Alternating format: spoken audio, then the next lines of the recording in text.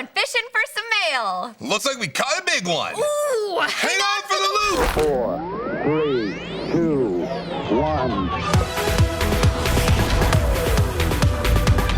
Liftoff. We have a liftoff. I'm Ricky. I'm Jamie. And before we take a little summer break, we wanted to check in and see how your year's going. We've got lots of mail and some shout-outs, so we're going to dive right in. Starting with an update from our map. Ooh, hello, map. We are really Oh, my close. goodness. Yep, we're still missing Hawaii, but hey, I believe in you guys. Hawaii, we like you. Yeah, we do.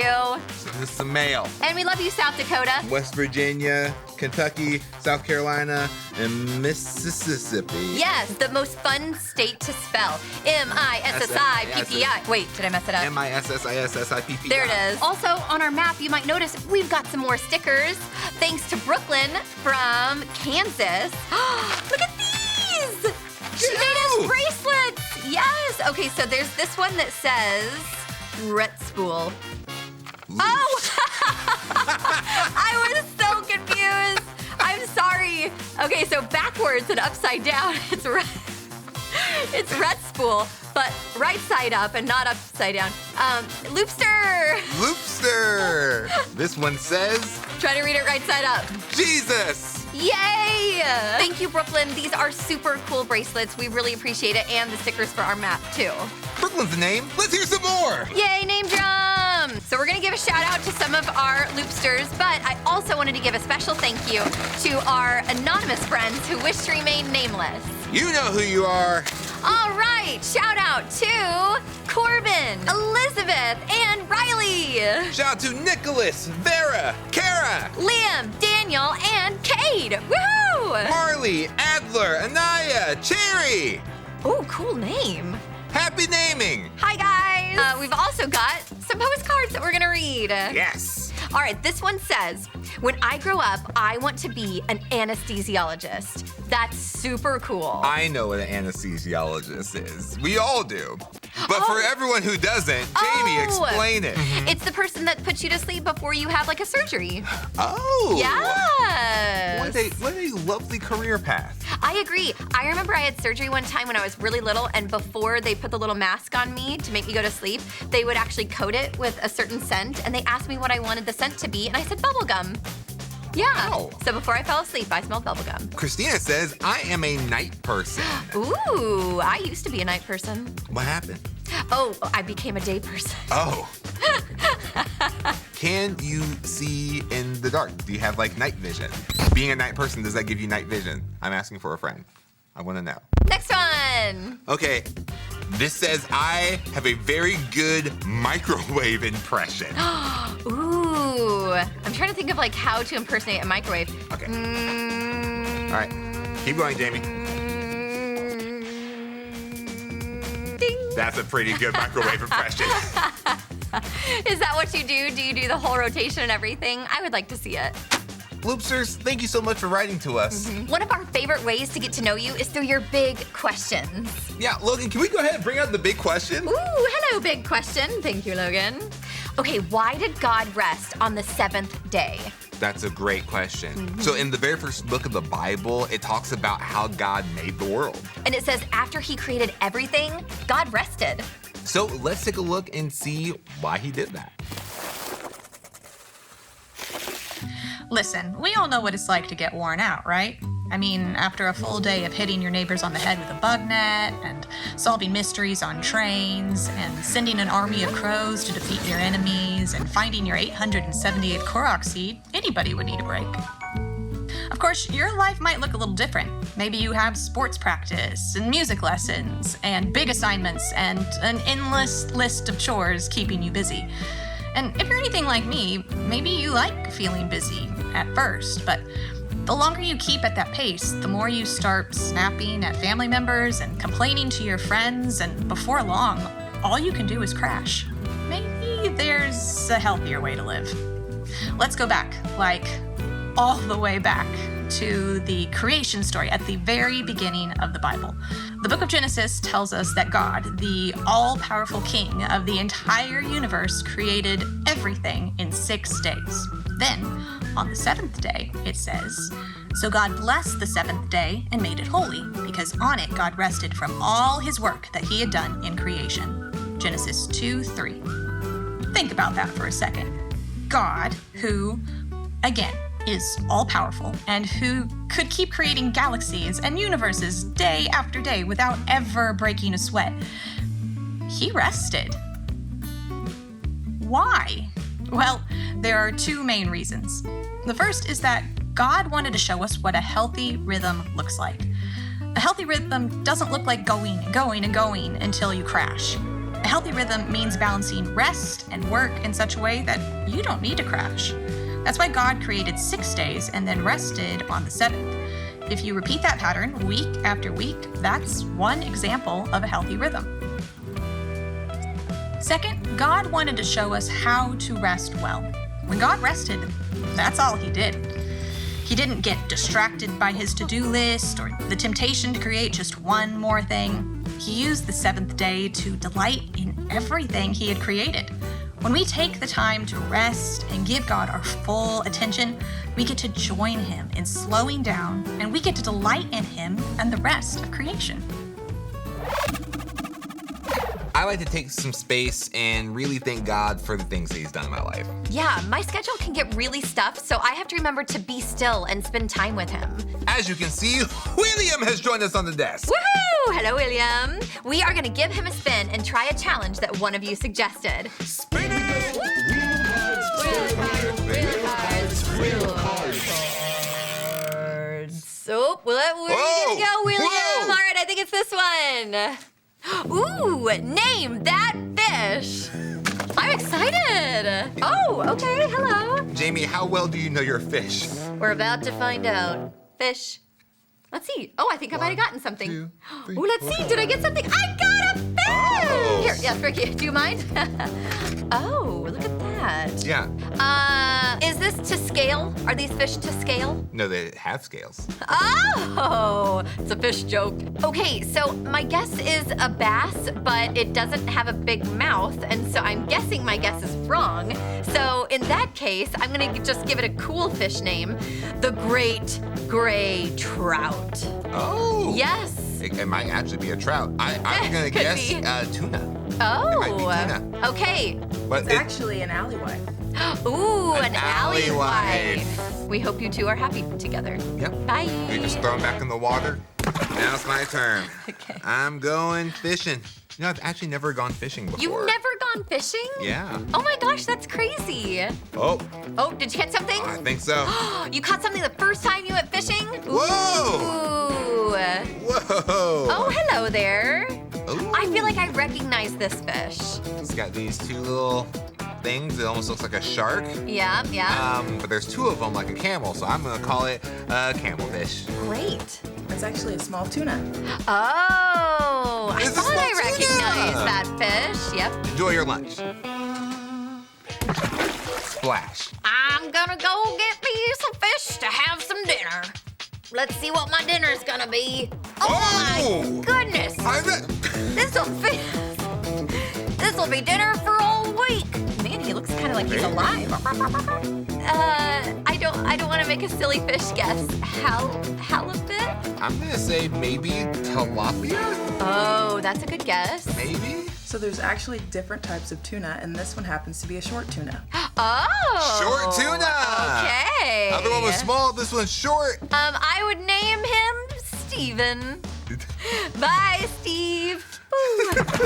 All right, this is going great. Well done. Reel it in, guys. Reel it in. Ugh. Okay, this little pretend bait looks very worm-like. Not my fave. And this one has like a cool little mohawk right here. It does. Which probably helps with aerodynamics. So I'm going to guess that this is Aerosmith. Ooh, that's a good one. I'm gonna guess a rainbow trout. Oh, Yes. that was very specific. Oh, well, I only know so many fish. Okay, let's see. It's a bass. Ah, it does have a big mouth.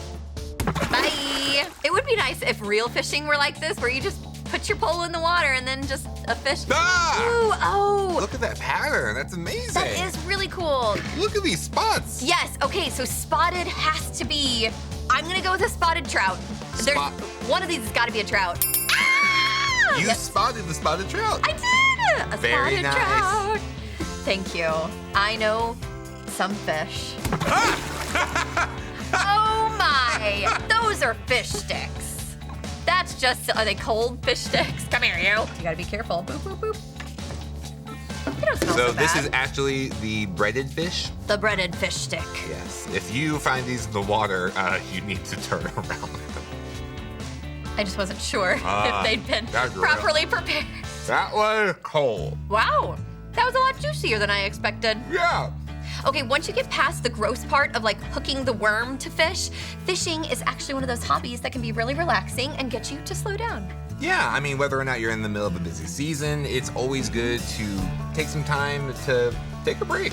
Let's practice some stillness. Check this out.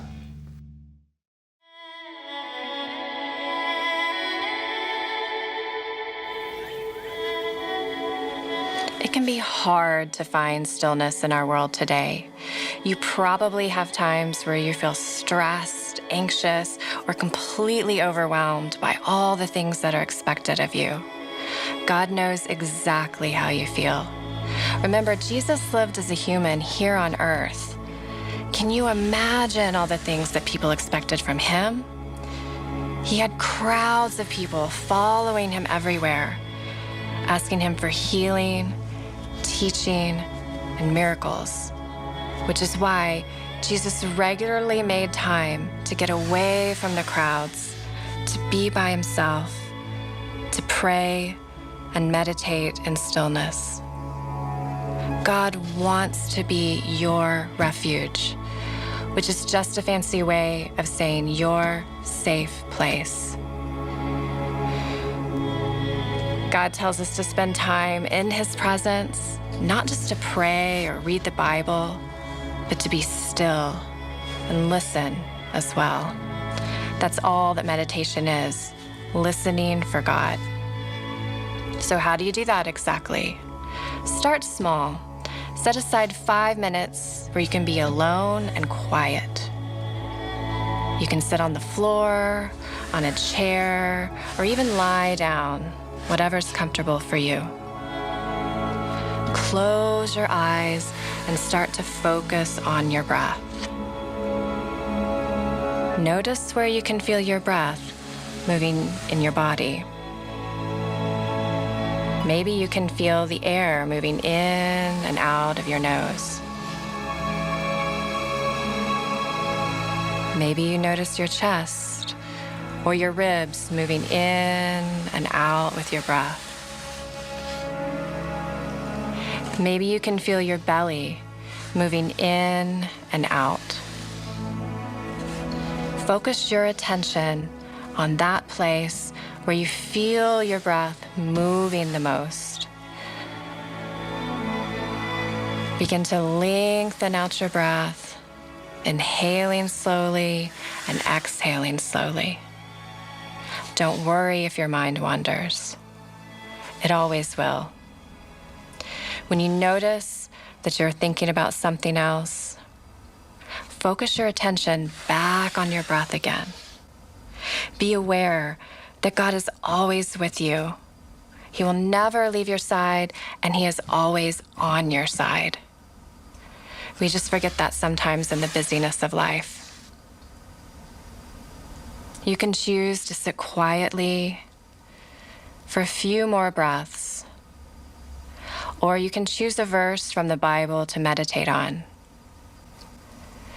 If you don't have a Bible verse memorized, you can read one slowly.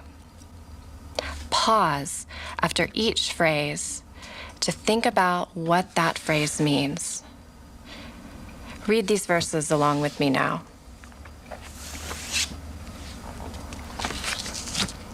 The Lord is my shepherd.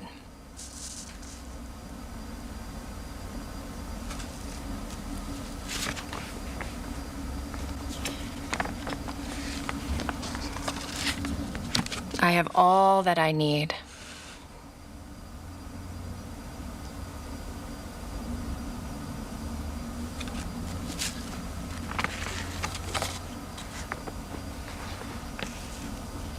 He lets me rest in green meadows.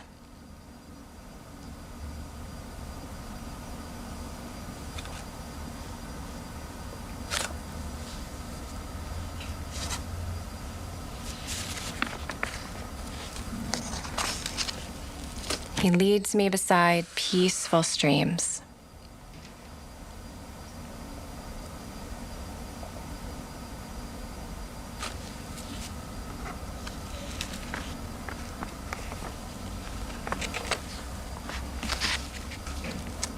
He renews my strength.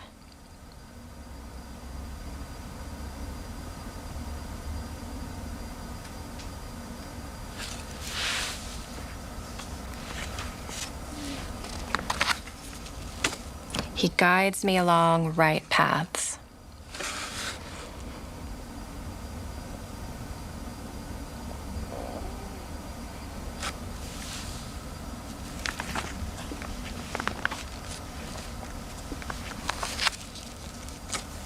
Bringing honor to his name.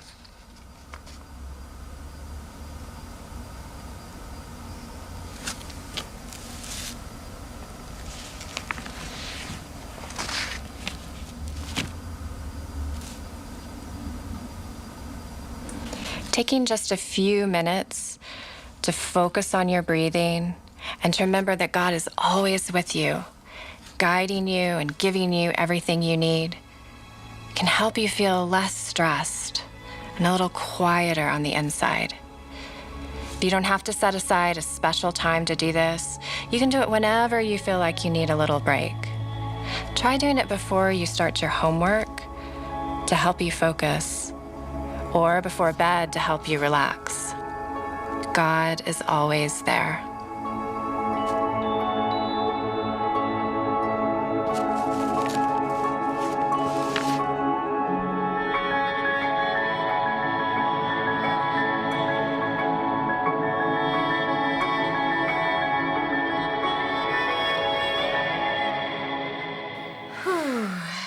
Sometimes even we need a break.